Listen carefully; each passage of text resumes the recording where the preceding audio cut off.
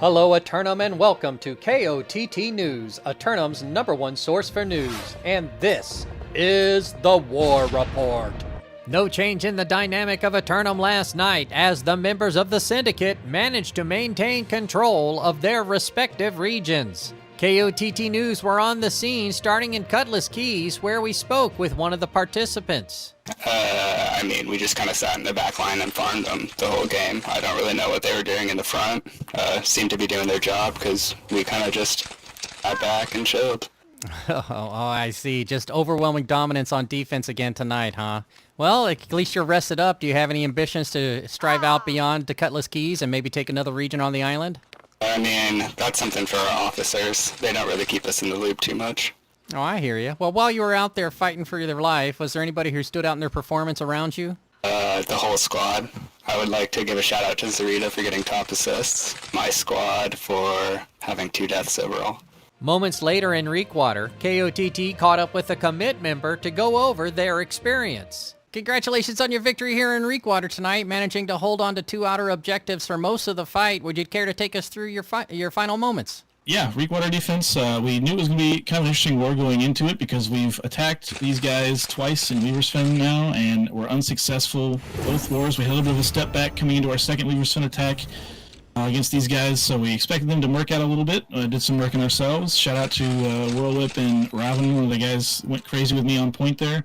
So we really didn't know what to expect, and turns out we just held point down really well. We kind of played to our advantage with the emplacements that kind of occur naturally in Reekwater with those little half walls and carts and whatnot. So depending on attacking or defending, it kind of poses a little bit more of a difficulty with those little half structures. But yeah, we were able to hold it down, watch the rotations correctly. We did a really good job of communicating when we needed to rotate groups to C to hold C point down with the correct numbers at the right time. So the shout out to our shot callers and Black Spamage for making those incredible rotational calls.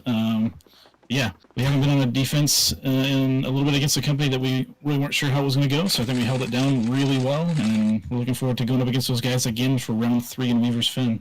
Yeah, I think you did pretty well as well. I happened to be watching through your stream. Would you care to give everybody a little shout out? Let them know where they can find you real fast. All right, well, I appreciate it. You can find me on twitch.tv/Spitfire_9, and I do dual stream on Kick occasionally. We're trying to get started on the Kick dual streaming, so kick.com/Spitfire_9.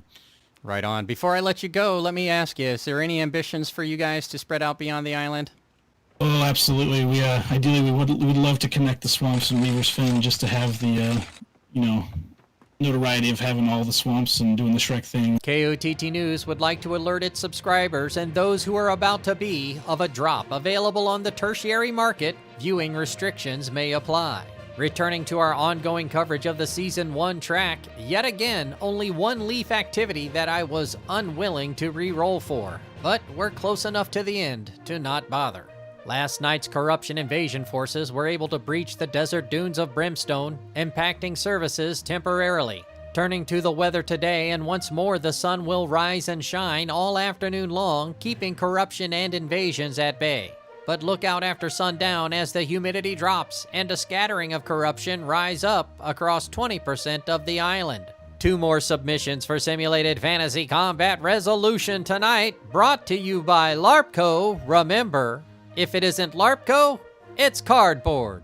First up, the Covenant Converts of Outcast challenge the champs of Credit Card and Spite for their heavyweight title and the right to rule over Everfall. Outcast forces have been well trained, if not abandoned, by their legendary hero. So now they must stand on their own against the island's reigning heavyweight champs. Credit Cards and Spite stand ready to begin their Neverfall run, but only if they manage to hold off the divine retribution of these crusading high holies.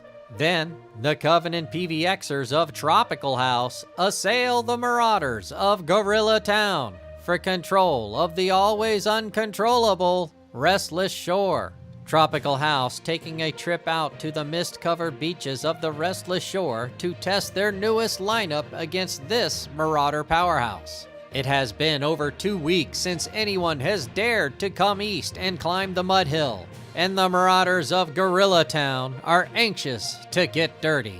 Be sure to tune in for complete coverage and reactions from the citizens tonight at 11. Until then, this has been War Correspondent JChalant, KOTT News.